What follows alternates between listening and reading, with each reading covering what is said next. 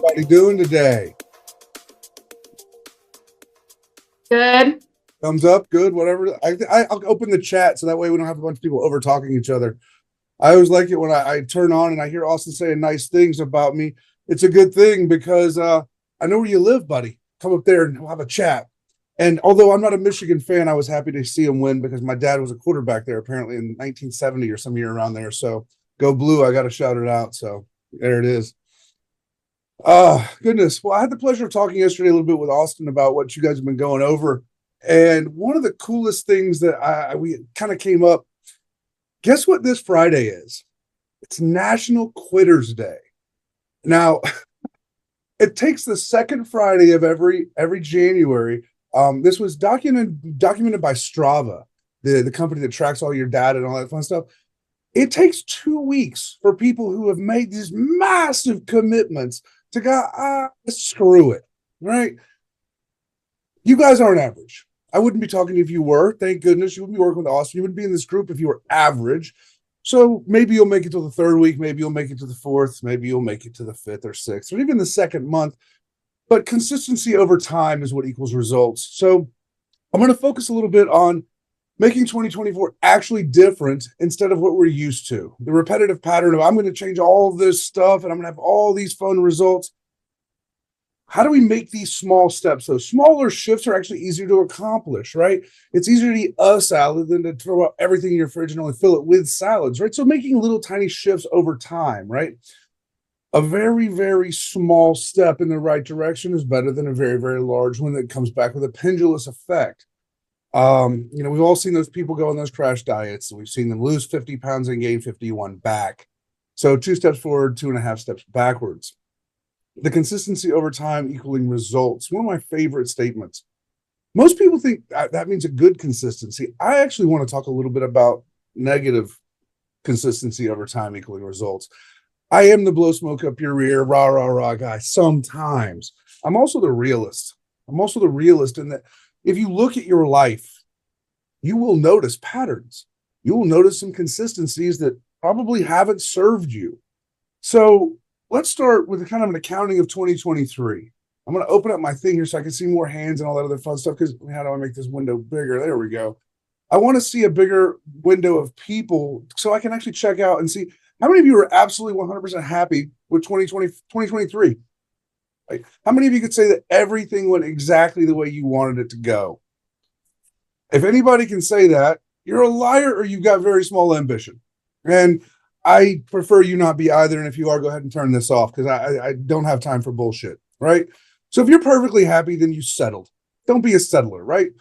So what do we do with that consistency over time equaling results? And knowing that 2023 wasn't ideal, what will we change? When I work with clients, I do a reverse time analysis. I have them looking at their time and what did they do. It's really hard to plan a future if we don't know the past. The statement, those who don't study history are doomed to repeat it, always comes to mind when I talk about this little subject. Because if you don't know where 2023 ended and going back and looking at money's relatively easy because you got credit card statements, bank statements, etc. I know Austin's been covering the fiduciary, the financial part of that quite a bit lately. So I'm going to focus on a little bit of a shift. How much time did you spend with your friends, your family, the people you care about, on yourself? If you went back and looked at your calendar as a key performance indicator of your success of self-care, how much of that time, daily, weekly, monthly, is spent on you, your family, your friends, vacations, etc. Right? What matters is what we measure. So the first thing I want to do today is talk a little bit about how we can look backwards so that we can make a better 2024. We are not even 9 days into this thing, so we can still go backwards pretty readily. It's still fresh in our mind. Moving backwards through time, writing down. Now you'll notice I'm old, right? I got paper all over my desk. I don't really care what methodology you use to do it. You can use all sorts of apps and fun things like that. But what I want to do is talk about how we can look backwards so we can plan moving forward. I'll get to that in a second. But some things that you look at. How's your, what's your calcium score? What's your blood pressure? Those are relatively easy metrics. You can pull them from your doctor. But do you track this stuff? Do you have a folder on your computer or in your filing cabinet that shows you these KPIs, these measurables, right? Those are relatively easy. But as Tony or any real good coach says, your health is your wealth, right? So I'm going to start there. Starting, I have an Excel spreadsheet that has my numbers for the past 10 years, right? Why is that important? Well, because if I'm not alive to enjoy the money, who gives a shit? Pardon my French, kids, but if you don't have time on the life, all the money in the bank doesn't mean shit. Ask Steve Jobs with $7 billion liquid. Apparently, the pancreas costs more than $7 billion, right? Here's the kicker: taking care of your body takes care of the rest of the things. A man without his health, or a man with his health has a million problems, and a man without it has but one. So I do want to start there, looking at the amount of time you put into your physical body, right? And for those of you who've heard me speak before, I'll talk a little bit today about the three tenets of the panda life, right? You got your mind, your body, and your soul, right? So we're gonna start with the body. It's quite easily the easiest to worry about retrospectively, sorry, pardon my slip there. Retrospectively, how happy are you with your body's performance from 2023? Going back, writing it down, and I don't want this to be a conceptualized exercise. I'm going to stress today, probably more than any one concept, what matters, we measure. So write this shit down. Keep a journal, right? Hold on, let me stand up here and shamelessly self-plug. Journaling, it's for the pandas, right? Buy a damn journal. I digress. What matters we measure. So we're going to go back and we're going to think about, are we happy with our body's performance? Specifically in three attributes: our sleep, our food, and our movement, right? So we've got sleep as the number one form of self-care. How do you feel about your sleep in 2023? Was it a priority? For those of you who wear athletic trackers like I do, you should be pretty readily available about your sleep data. If it matters, we measure. Keep that in your mind, because I'm going to harp on it all day today. You're going to get an hour of that statement, because everything is about metrics, right? Everything in life is about metrics, because if you want to move something, you need to know how far you want to move it. So you have to have these things in place. So your sleep. Now, I did say food, but I actually like to think of it as fuel. Right? If you want to drive a Ferrari, you don't put diesel in it. So go look at your credit card. How much did you eat out last year? Right? Go look at your waistline. How much did you fuel yourself with things that may not have been actual fuel? They may have been fun. They may have made you feel good. They may have elicited some dopamine. But were they really fuel, or was it just filling? Right? And then the movement / exercise. It's not, you don't got to be a meathead, but do you have a gym membership? How many times you check in last year? Every gym that I've ever worked with, you can go to your gym and ask them, how many times you checked in last year? Metrics, right? And then we're going to have some cold, hard facts. So when I talk a little later about 2024, you're going to have some comparables, right? You're going to have you go price house, you pull comps, right? Well, guess what? You want a better 2024? Let's pull a comp of 2023. All right, let's do it. So we've got our fuel, sleep, and movement. That's our body. Our mind, get last year's journal out. How many entries were there, right? How many times did you make it a point to pour your mind onto a piece of paper? You can do that if you have an online journal, etc. It's a very, very easy metric to pull, right? My journal's about a half a year. So if you have 2 of these filled out, you journal every day. Congratulations. Woo, you did it. But if you didn't, it's another metric we can pull from so we can push forward into 2024. So we've got meditation and journaling. Those should both be in your journal, right? Reading. If you read digitally, you can go on Audible. You can go on, whatever book server you use. I'm a Kindle guy or an Audible guy or an actual book guy. That's my bookshelf. And Austin, I meant to bring them in from the house, but I got my 2 favorite books. They're sitting on the edge of my damn counter, but they're on my coffee table most of the time. Austin gave me the greatest gift, and it's on his Facebook or Instagram, wherever I put it, of 2 books that I've cherished the entire time I've known about them. Honestly, I can't say my life, but the entire time I've known about him, I've been coveting his books. And as a great friend, he sent me 2 amazing books that are very limited. But where are your books? What are you putting in, right? Whether you're looking at Audible or Kindle or actual hardcover, paperback, whatever, that should be part of your metric for education. How many seminars did you go to? Where did you fuel that mind? How many people, how many coaching sessions, how many of these great events did you make versus miss? Right? Oh, I got some stuff coming in here. Oh, there we go. Okay, sorry. I'm just looking down here at the chats.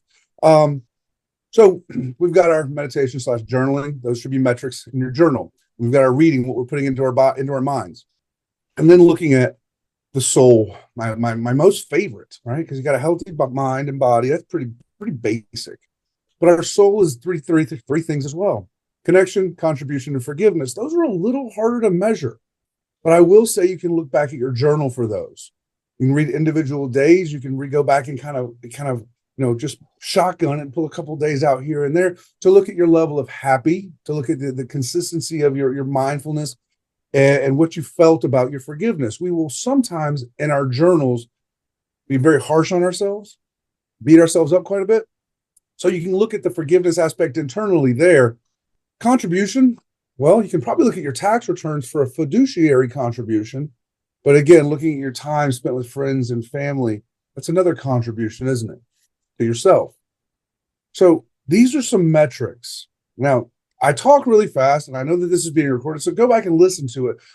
I want to not limit the importance of what I just went over, because I do it quickly. And I took some notes, actually, which I usually do this kind of off the cuff, but I'm looking down, and I actually took a pause here. I wrote the word pause because I want to sit with this just for a second, not a super long meditative pause. By a show of likes, thumbs up or thumbs down, whatever we can do in the chat. How many of you have at least some grasp of this ability to go back and look at these metrics? Is there any questions about this? Because of the speed at which I go over it, there's one right there. If you'll type your questions, or if Austin, can they unmute themselves, buddy? Yep, I got them. Cody, where you at, bud? Please, because I want this to be really interactive. This is not just me talking. Yep. Cody, was that an accident? Yeah, I was just trying to find it. Sorry. You're good. You're I'm good. the 9-year-old. You sure you don't want to speak there? Actually, I think you'd be great. You had a new Life Edition last year. Yeah, had Kevin join the team. No, I'm kidding. No, I got a new baby. He's upstairs crying right now. My wife's up there. Congratulations. What a contribution. Thanks, man. That's awesome. Thanks, man. He's a blast. How many you got? Man, I got 2 total. Okay. Wow. What a I had blessing. hair when I started, so Maybe that's why I still have mine. I'm not blessed with children. Maybe that's God gave me a decent head of hair and no babies. yes. My last name's not Cheviron. They probably disown me. I got to have at least, a half a dozen to be in the family, buddy? Don't do that now. I haven't tracked workouts well. I don't do gym workouts. You know what I really love about people who don't do the gym? You guys have an advantage. Go to whatever grocery store, drugstore, Amazon, and buy yourself a paper calendar and put it next to where you actually do your workout. I'm doing this for a fast right now, actually. I love a big red X, right? It's just something about it. The next morning after having eaten, I just put the big red X. I made a commitment this year to not miss my 3-day fast in the beginning of the month, right? I do typically the first weekend in every month I fast. This month, because I was vacationing with my family, it got pushed till this week. But I love a big red X on a calendar. My calendar happens to be next to my refrigerator to remind myself I don't want to open that door. I want to check that box. Later on, and what we're going to talk about today, I'm going to talk about triggers, and that's one of my favorites is to have an actual physical copy of something.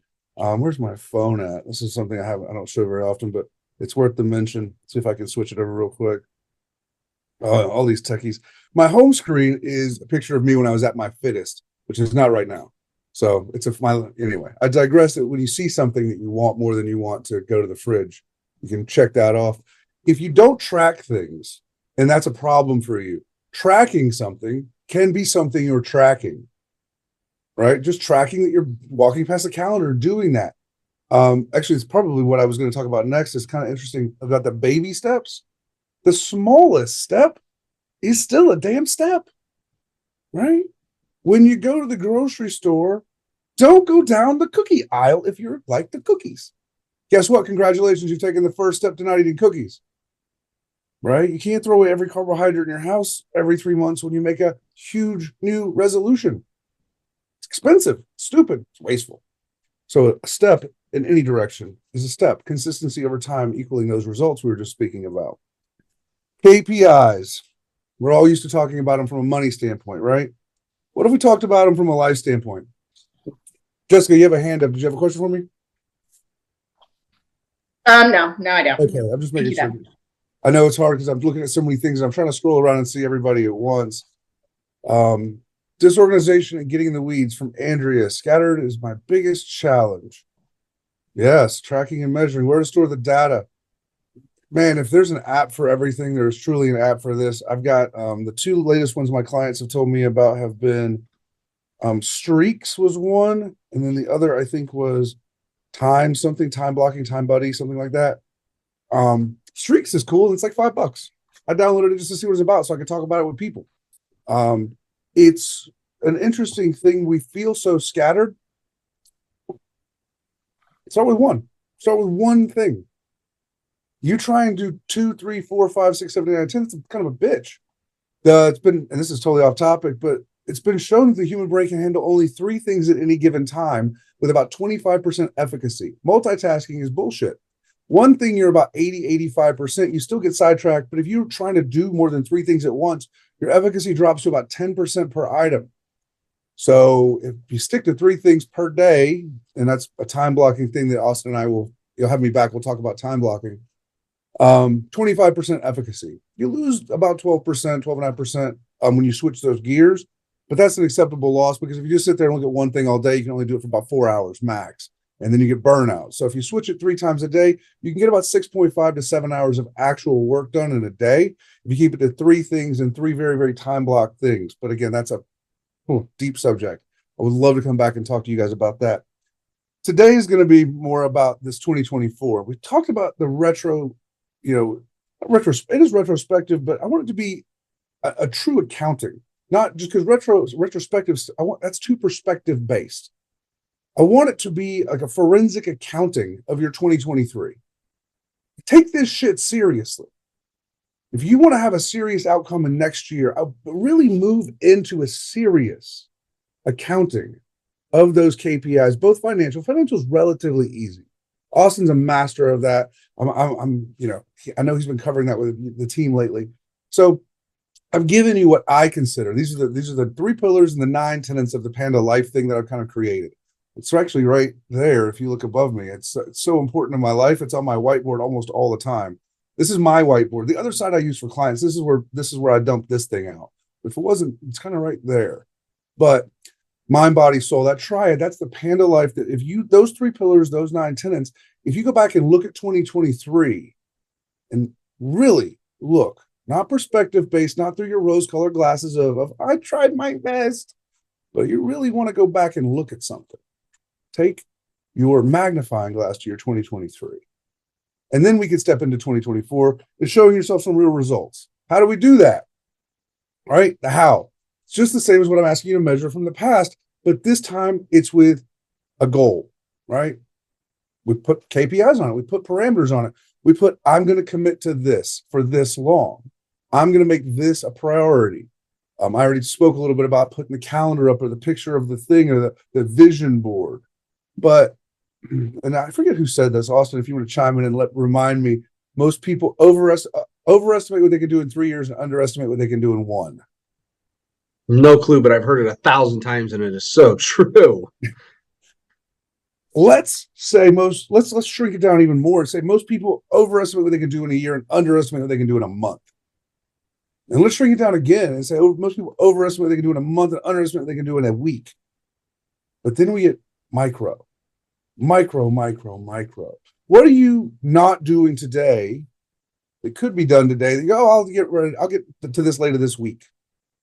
All right. What are we putting off? What are we expecting? Oh, we'll get to that. Oh, that'll happen. So most things that work in a macro will work in a micro. Neil, somebody, I forget who speaks about this, but false deadlines are one of my favorite things, right? If you're a procrastinator, this works especially well. Looking at giving yourself a false deadline. If you have a presentation on Friday, have that shit done on Tuesday, right? If you've got a listing presentation or you've got something you're going to put to your team, give yourself a false deadline if you think you perform better under it. Under that procrastination thing. I do that all the time, right? I love it because then it gives my brain time to go, oh, I gotta get this, I gotta get it done, take a deep breath, and I go back and look at it, usually about 24 hours later with different eyes. And then I think to myself, okay, cool. And about 24 hours after that, I'll either be ready to give that presentation or I'll go over it again. My false deadline is usually about 48 hours before the actual deadline, just for me. I figure that out over overanalyzing myself over the years. So, whew, I catch my breath here. I want some questions to start coming in here because this is the part where people are going to ask, what are some things, or I'm going to ask you guys, what are some things you've been struggling with? Because when I talk at you, I can watch some of your eyes, you kind of hear. This is not designed to be a lecture series. This is designed for me to help people with actual concerns so that they can actually grow. And when people say, oh, well, that's probably just my thing. You think people write books for one person? There's a whole book back there. There's a whole library of books that were written for millions, if not billions of people. So the questions you have will, of course, pertain to other people. So don't sit there and think, oh, well, I don't want to ask him that because that only pertains to me. It doesn't. Built a practice of 26 years, and I've helped a lot more than one person with what I know. So let me help you and the other. How many people are on this call, Austin? How many we got? We're looking at today. Oh, my goodness. There's so many of y'all. I'm so happy. So somebody's got something out there for me. Let's ask some questions about what you weren't happy with in 2023. This is the question for you guys to what didn't happen in 2023 in your perspective that you'd like to happen this year, and how can I help? Let me chum the waters here a little bit, Jason, so they can think of their questions. What I found so far in the first 9 days is I've worked with a lot of people on how do we not allow those anchors to attach to us. Mm-hmm. And when I say anchors, they're things that need to get done, conversations, actionable items. How do we not allow those things? And this isn't necessarily a question, it's probing the community here on things to think about. But how do we not allow those things to attach to us this year and kick it down the curb, say I'll do it later, put it on someone else? And actually, I wrote the word down, get shit done. How do we do that this year? What are the systems? What are the feelings we need to have? Just a probing thing I've been working with a lot of people on so far this year of, hey, do not allow this stuff to attach you. I always imagine life as a boat. And I see people when I meet someone, they have 50 anchors out the back and they're saying, hey, I want to go here. They have the vision. I want to do it. And then when I look at their boat, their throttle's all the way down, but their boat isn't moving anywhere. And it's because all those things they've allowed to attach. And now the problems is that because they didn't detach them, they're now all tangled up. So one thing led to something else. I didn't have that conversation with Nina. And next thing you know, now this happened. And now I got to unravel these two things compared to just having that one conversation, detaching it from my life, not in a negative way, but now it's not on me anymore. Just to spur some thoughts for you guys to ask Jason. That's just my 2 cents on my first 9 days this year. Well, while they're thinking about it, I want to jump in and answer kind of an ethereal, an umbrella kind of answer to that is most of the time we do what we want. And that's an interesting statement because if you think about it, if there's two things, you're going to do what you want to do, right? And do you really desire the thing you say you desire? Behavior is a real big indicator of what you actually want. And if I was actually years and years ago, and I love this Lamborghini story. I tell it with this guy's complete and total permission because it's saved so many people from what they thought they wanted. He came to me and he was already pretty wealthy, but he wanted a Lambo so bad he could taste it. And this is Toyota's 5 Whys for those of you who are taking notes. This is not mine. I borrowed it, like most of us borrow many things, but I utilize it a little differently. His was to find flaws. Mine's to find drivers or actual real desires. This guy wanted a Lamborghini. I asked him why he wanted the Lamborghini. He didn't want the Lamborghini. Took me about 30 minutes to figure this out. He didn't want the Lamborghini. What he wanted was he thought what the Lamborghini represented. What he wanted was attention. What he wanted was approval. What he wanted was a girlfriend. What he wanted was connection. So when people don't do something, do they really want that outcome? Or is maybe there a different need that's being met there? The Lamborghini was a $250,000 methodology for connection. Guy never got the Lamborghini because he didn't need it. Ended up finding ways to connect with people and society in ways that served him instead of an egotistical, I'll make the usual male and Lamborghini joke. I'm sure most of you have heard it before. It had nothing to do with his his Lamborghini had everything to do with his confidence. So if you look at the need for something or the desire for something, is it really your desire? Do you want to make that much money? Some people have financial limitations based on fear. A lot of people limit themselves because they're afraid of money. What's your relationship with money? Your real relationship with money, not that scarcity bullshit. I got to be rich so I can have a Lamborghini. Maybe you don't want to be rich. I could certainly be much wealthier than I am, but I choose not to because I like to have time off and family and friends and a life. I could probably have a six-pack too, but chicken wings and beer last night were hella good. Only one beer though. It was a school night, but I did enjoy it to watch the Michigan football game.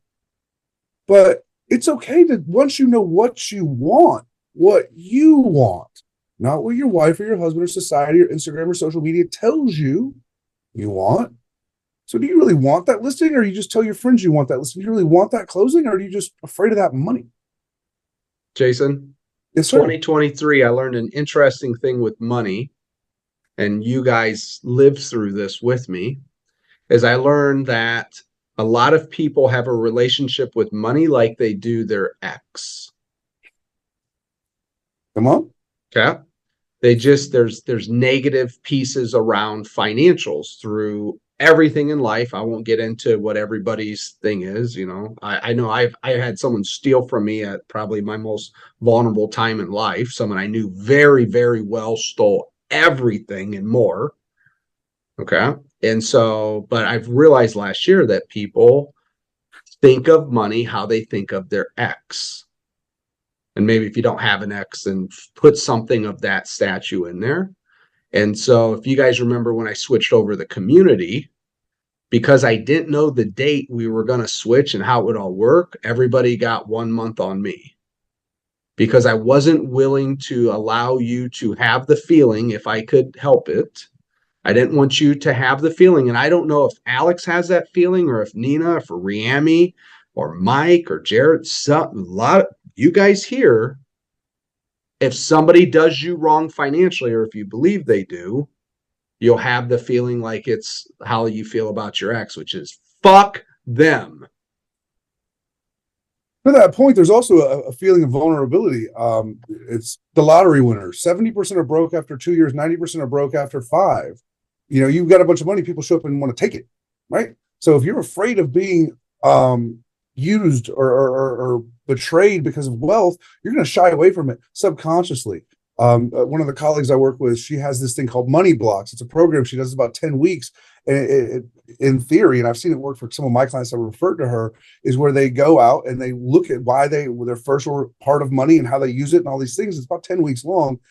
This money block we have, our belief around money, it's not just scarcity and abundance, which is the big picture item, but what does it represent for you? Is it an obligation? Right? There's a lot to it. Is it a weakness? There's a lot to it. The part around not just money, but success. Success is responsible. Maybe you don't want to be responsible.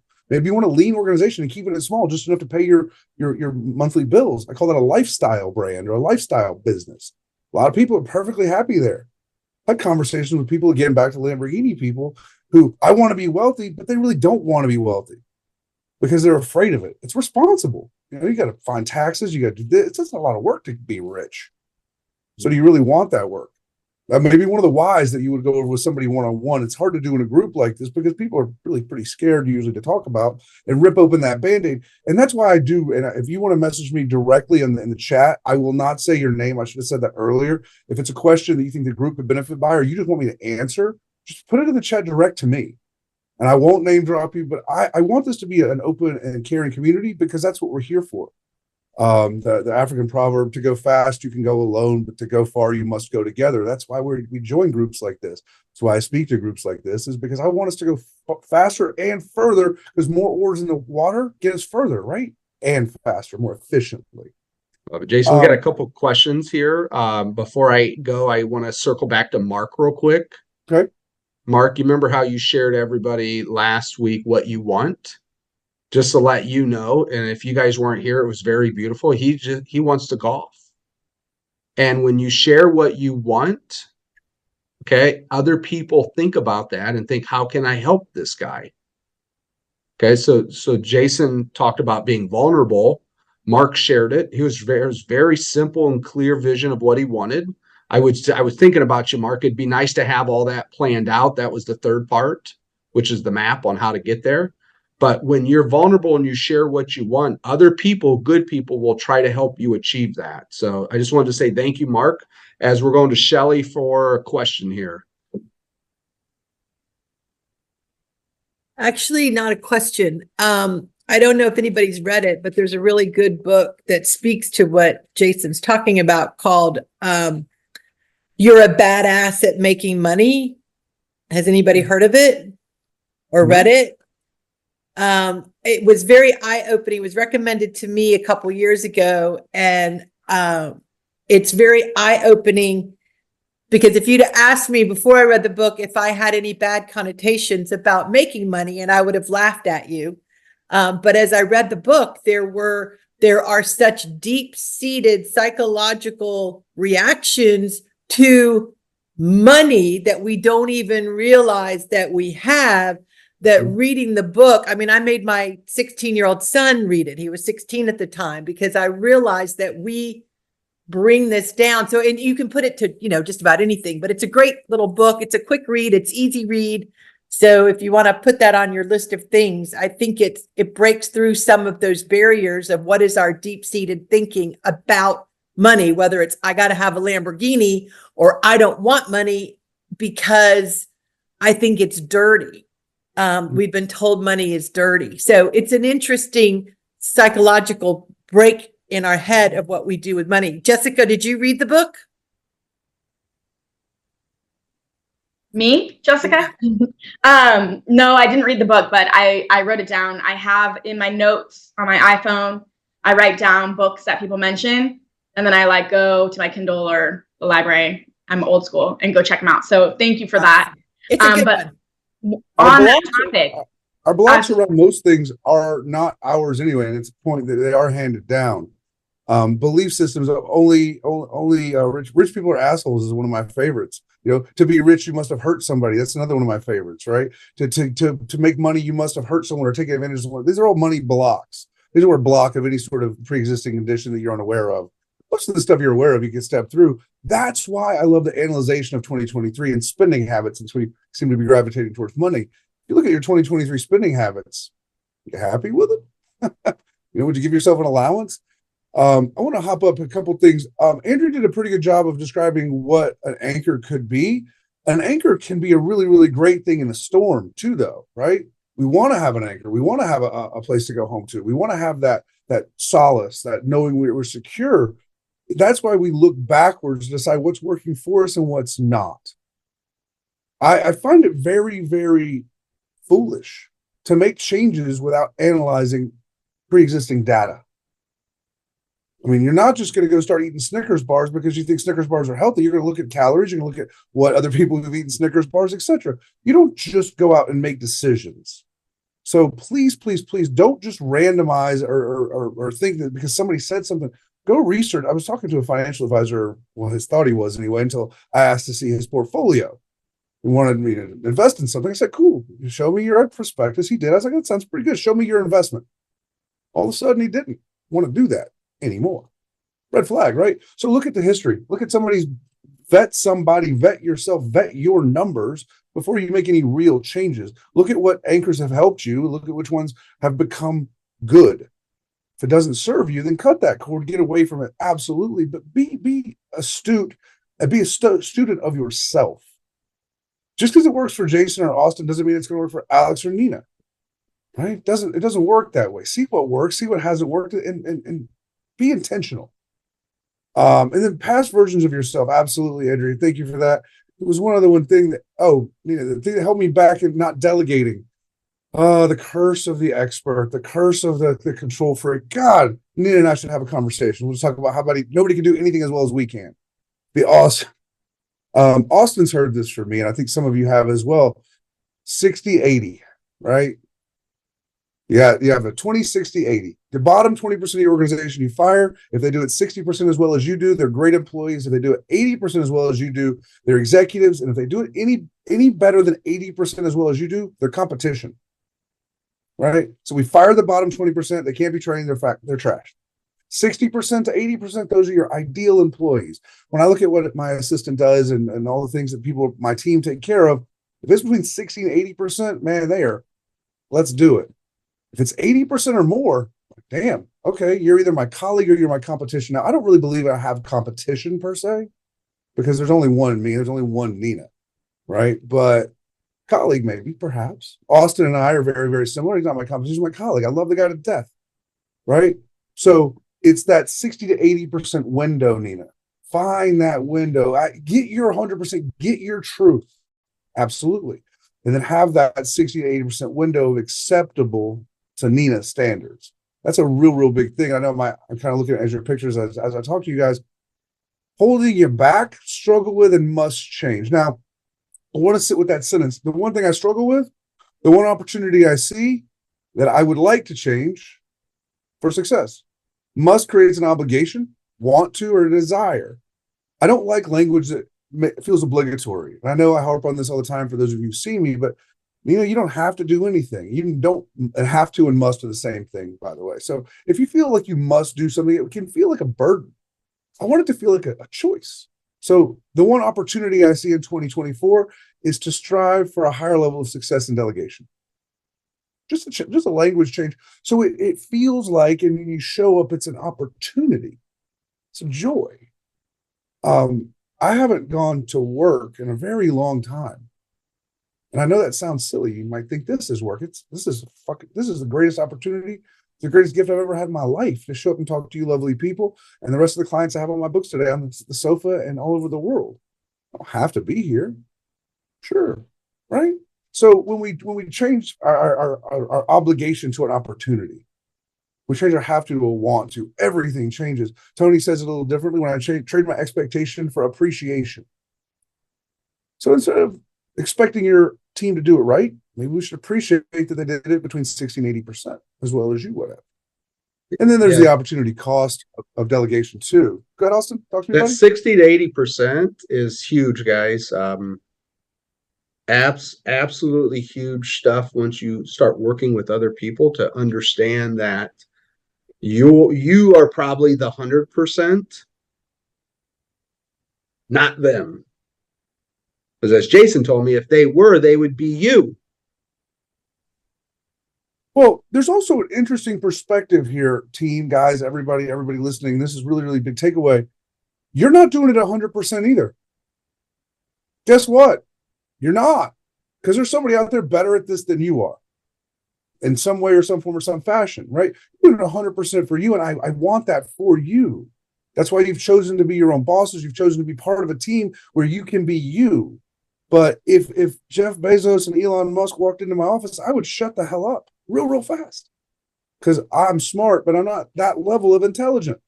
So knowing where you are, knowing your 100% is somebody else's 80%. Now, this is a psychology thing, and I talk about it a lot in my practice, but I'm going to share it here. Everyone who has wronged you, you have wronged someone else in an equal fashion. Right? Everybody who has transgressed against you, you have transgressed against knowingly or unknowingly. I never thought I was a high school bully until I went back to one of my reunions and was told I turned out to be a really nice guy. What do you mean? When we were in high school, you were an asshole. I don't remember that at all. Truly don't. Thought I was a pretty good guy then too, telling me that I thought I was doing my best, this other person, and attuned me something differently.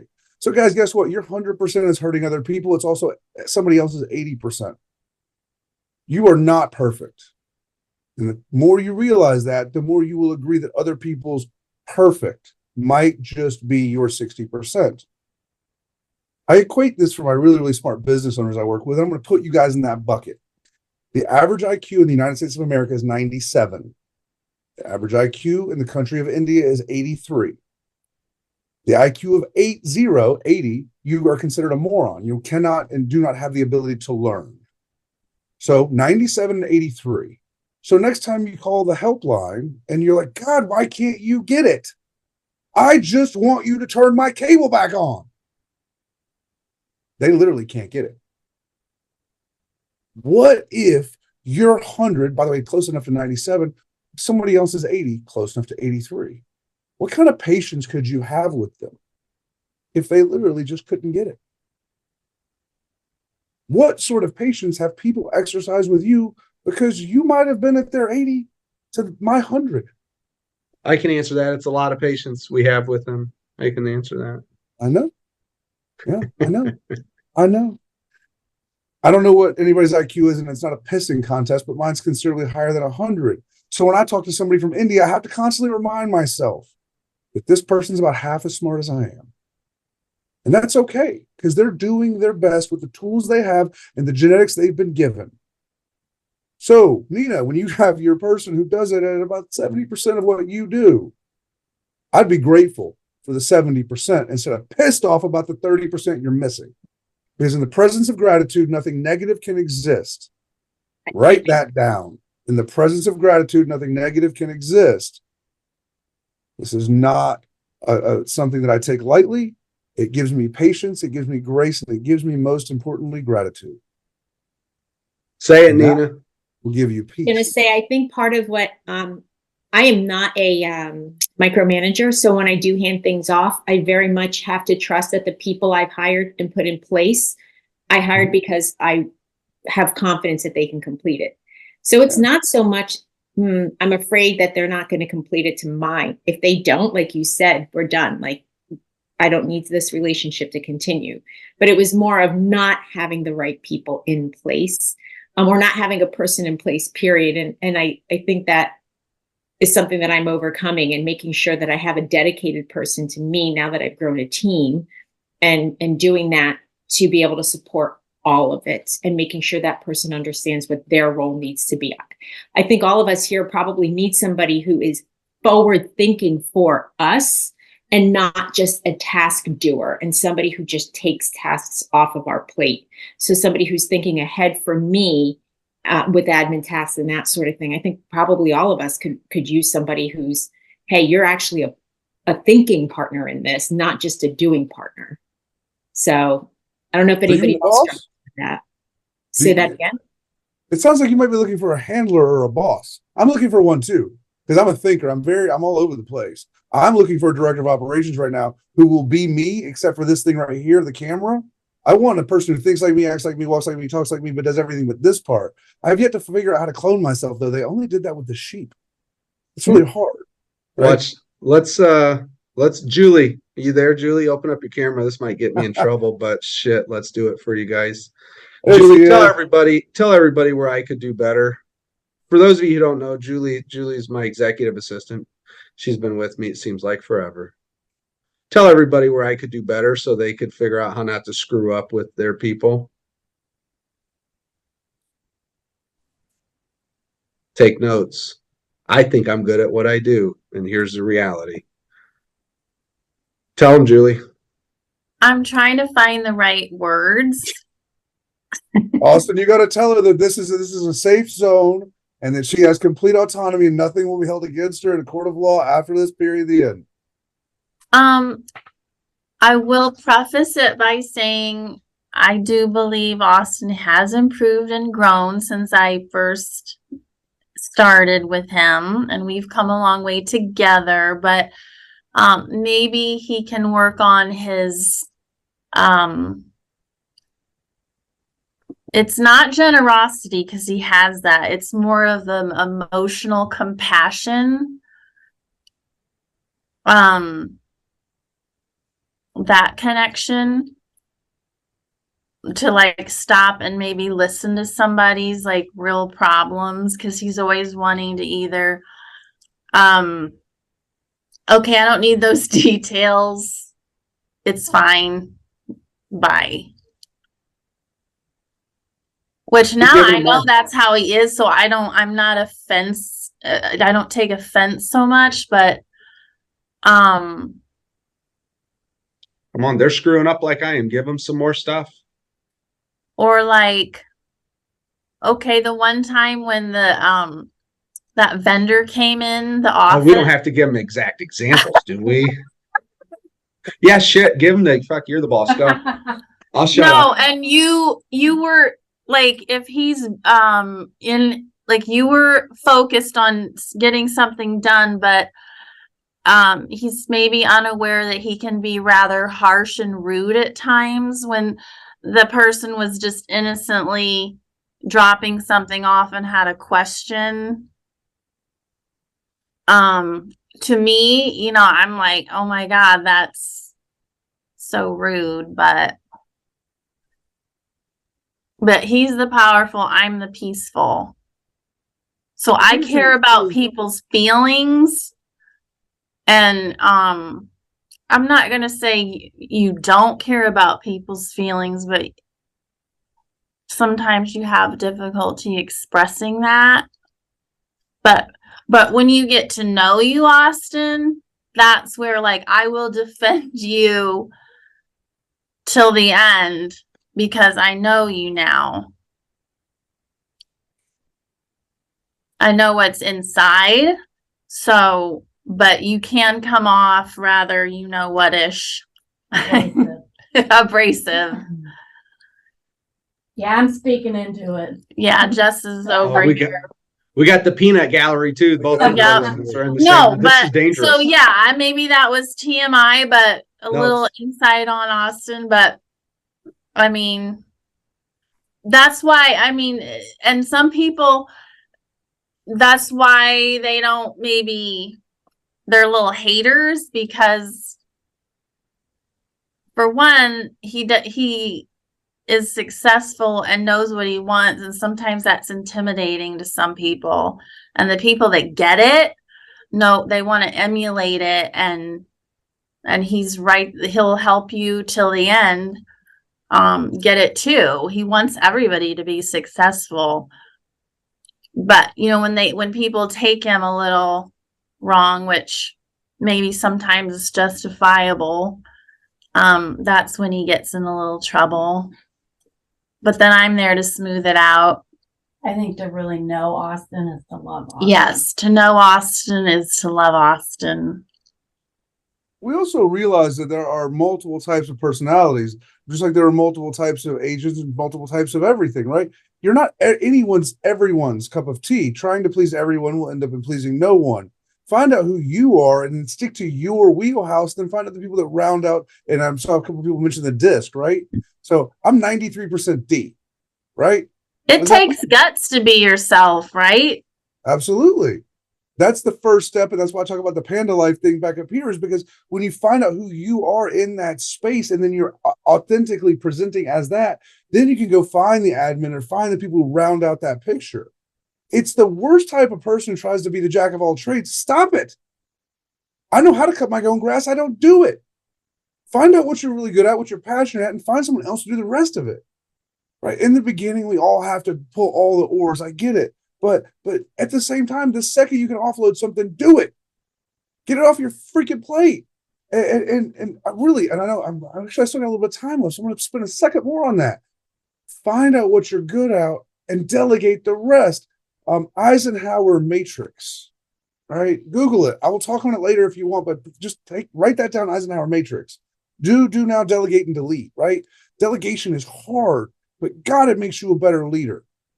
Right? And to Nina and Austin's point from before, and this is one of my favorite things I discovered years ago. Leaders think, doers do. You want to lead, you think, and then you employ and motivate others to do. I have hundreds of clients in person. I have thousands of clients all over the world, and I don't do a damn thing. I help them think so they can be better doers. I'm a leader because I teach people how to think. I don't do very much, quite frankly. Right? I don't do very much, but I'm pretty good at helping other people think. So my gift is to help think and then help others do. Where could your gift as a leader become a thinker, not a doer? Austin, when's the last time you sold a house? Is not an answer. 3 years ago now. That's not my personal one. Okay, cool. Yeah, you help a lot of people think better, though, don't you? Oh, yes. By dissemination of knowledge, Austin has sold thousands upon thousands of homes without selling a single one. Leaders think and doers do. And when you become a thinker and not a doer, that's when you're a leader. And most of us kind of on the fence, right? But I want you to keep your eye on the prize of leadership, not doership. And yeah, I know that's not a word. I just made it up. Don't write me hate mail about it. Now, I want to real quick talking about analysis paralysis and following your gut when making a decision. Another little fun saying. I'm sure I stole this from someone as well. But the head knows. What is it? The head thinks, but the heart knows. Right? You got to balance that as well. Now, here's something that it's kind of contraindicative: is that if I follow my gut and I'm wrong, I still kind of feel good about following my heart, my gut, right? But if I follow my head and go against my heart, even if I'm right, I still kind of wonder what would have happened if I'd have followed my gut. I've learned a hell of a lot more from my gut than I have my head. Like I said, it's kind of contraindicative because I talk about all these KPIs, all these metrics, and all that stuff, and all that data. Damn, sometimes I just got to have the beer and chicken wings because Michigan's playing some football. That's not at all in my plan. That's my gut. Right? So it's a fine line. It's a balance. Actually, it's funny because I have one right here. The Panda coin was invented for that very thing, right? Because if you're thinking, you can't make up your mind, flip the damn thing and your gut will tell you. Right? Because when you take out your head and you flip the coin and should I have the beer and chicken wings and go, yep, called Wingstop that second. Didn't have to flip the coin, but yeah, ordered my wings. It was great. Because yeah, I shouldn't have done that, but here we are. I wanted to. What do you want to do that your brain is talking you out of? What will you regret? The single worst sentence that I've found is what if? Where could you step through fear? And stop saying, what if I would have made 2023 the year that I'm going to make 2024? If we had the same conversation 365 days ago, what changes would you have made?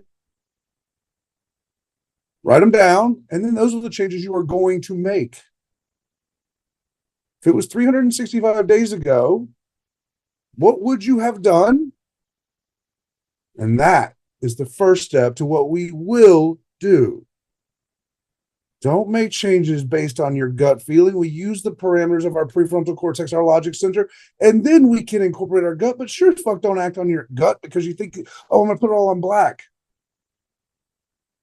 My partner who I was on my cruise with had some money in my pocket. She goes, ooh, I think you should just put it on black. Yeah, guess what? She was right. We won. So, it was a fun time. I want us to live a life of intention.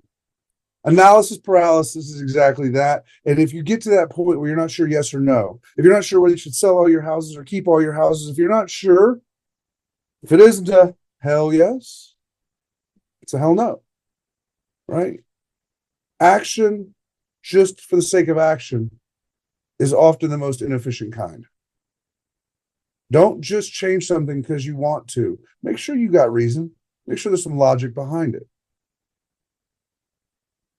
If you can't find logic, maybe now's not the right time for a change. Maybe we just sit still. Maybe we just pull back and maybe we just observe. Jason, we got a couple things here. Julie has thought of a couple more things. And to help the community here, I will be the punching bag, if that's what it is. I take notes and get better. Julie, what else to help the community could I have done better?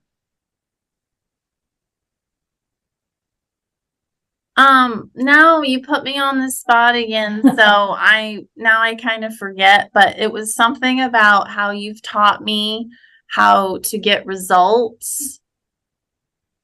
And what else was it? Julie's an SC. I should have wrote it down, but I didn't think. I just direct messaged Austin and thought it was funny, and now he's doing this to me again. So yeah, let's get shit done. I need time to think. I could have been way better if I would have known. But anyway, and I was just gonna say too how Austin's direct and all that, but that's because he has a vision. He knows what he wants, and he makes no bones about it. He just goes after it. It doesn't matter what people think of him. He just has a vision and he goes forward. There's no backwards whatsoever. And I really do feel like the percentage of people that can do that is very small. Thank you. Nina, going back to you, we shared this. Some of you guys heard us talk about this at our team's conference we held. When delegating, we found there were 3 magical items when you delegate. Okay, there were 3 magical items that I screwed up royally to find out. One is don't overlook this, please. Clear communication. Crystal clear communication. Not what I thought and what you thought. Crystal clear. 1. 2 is a priority level, so they can understand is this a lighter that's on fire? Is there a fire in the fireplace, or is the house on fire? And not just saying, hey, there's a fire. There's different levels of that. And 3, the last one that I realized and I learned the hard way is a deadline in which you want it done by. So, and I'm circling back to Nina, that was 20 minutes ago, the delegating piece. I didn't see the whole question, but clear communication, priority level, and then a deadline. If you do those 3 things, you'll keep more people with you. And Jason, I saw Alex Burnt had a question earlier, which is there was a couple questions here. Feedback around their performance too, Austin. I want to make sure we get that in there as well. You could give them the clear communication, you give them the timeline, you give them those things, but make sure that the feedback is there. And we've talked about feedback is love is one of my favorite little sayings, but making sure Nina and everyone else who's listening to this, giving your team feedback from a place of constructive criticism. I don't even like that, because criticism doesn't make it's not constructive. It's just feedback. Making sure that loop is there. How did I communicate that I wasn't happy with that project? Asking your team members to give you feedback when you tell them they didn't do a good job. Making sure it's a bilateral, right? This is not a unilateral. You want a team, not a dictatorship. Dictatorships don't work out very well. Getting feedback. I love that Austin just asked Julie. That was freaking gorgeous.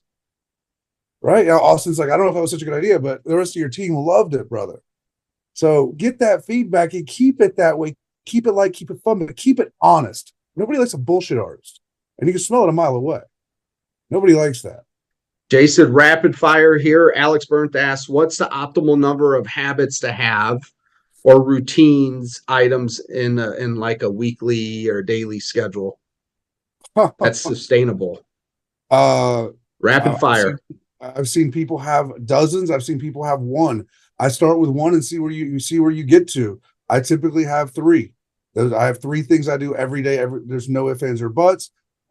Just that's my thing. But then you start to realize that a lot of your life is habitualized. 92% of your life is a repetition of a pattern by the age of 30. Dr. Joe Dispenza. Dr. Joe Dispenza speaks to this in his called the pattern, Breaking the Pattern of Being Yourself, I think is the name of the book. 90% of your life is a habit or a pattern or a repetition by the age of 30. So when you ask how many patterns or how many habits, 90%, homie. So being aware of that, that's why I like the retroactive looking backwards and then before we make proactive changes. Okay. If somebody's scattered, disorganized, and constantly in the weeds, what is the one thing they could change quickly to stay organized and focused? Stop. Everything. Stop. Everything stop and back up and look. If you're in the weeds, you're not in the weeds because you're not making progress. You're in the weeds because you're not paying attention. It's hard to pay attention. If you can't see the forest because of the trees, stop. If you're in the weeds, stop and get your bearings, look backwards wherever you come from, and then slowly move forward with intentionality. Okay. Next question, rapid fire. At what point do you take the data and say is enough and listen to your gut when making decisions? Now. At what point? The point is now. You asking that question, the point's already happened. What are you going to do with it? It's a better question. The point is when you ask the question, the point is now. If you're asking that question, the point was now. What are you going to do with that is the real question I think you meant to ask, and that's the reason the answer is now. Now you're going to do something about it. You're going to pick one thing. You pick one thing and do something about it right now. And then once that one thing becomes a pattern, then 2, then 3, then 90%. Okay. We're it for today. I put Jason's link if you'd like to schedule time with Jason. He offers a 15-minute complimentary session. I put his the website in there. It's on the top right. I will put that back in the community here as we upload this for everybody to rewatch if they I choose. want to add one thing for those of us who stuck around, and I see people clicking off. So I wrote this down as one of my favorite things. I have a bunch of little weird sayings because I'm not that smart and I haven't need to shorten things. It's this. We all struggle with confidence and discipline. We all struggle with it, even me, right? But I have this thing that ties them together, and it's one of my little mantras I tote around. Confidence is discipline personified. Thinking about that. Confidence is discipline personified. A person who's disciplined in private is confident in public. So if you struggle with confidence, build your disciplines, right? I borrowed that, or I truncated that from a statement. The rewards we reap in public are from the practices we pursue in private. Now that's pretty easy to remember enough, but that's really long. So I shortened it, made it my own. Confidence is discipline personified. What we do in private, our disciplines, are the reward of confidence in public. So if you lack confidence and lack certainty and lack these things, build a discipline. Maybe it's a bedtime, maybe it's a wake up time, maybe it's a healthy breakfast. I don't know what it is for you. And if you'd like me to help you figure it out, I'll do it. 15 minutes. Austin just made a reference to that. Confidence is discipline personified.